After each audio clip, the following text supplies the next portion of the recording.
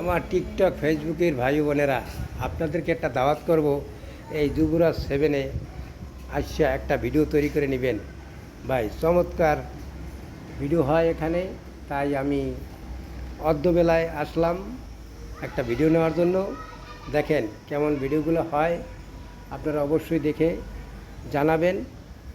হয়তোবা এই লঞ্চটা এখন বর্তমানে চলে না, শ্যামবাজারে আছে, তাই ভিডিও করার জন্য চলে আসলাম এই যুবরাজ 7-এ।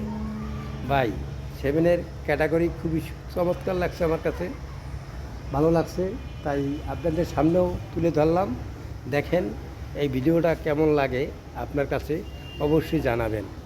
প্লিজ প্লিজ ভাই, একটু জানালে আমি খুশি হব, আপনার প্রতি অকৃতজ্ঞ থাকবো ইনশাল্লাহ।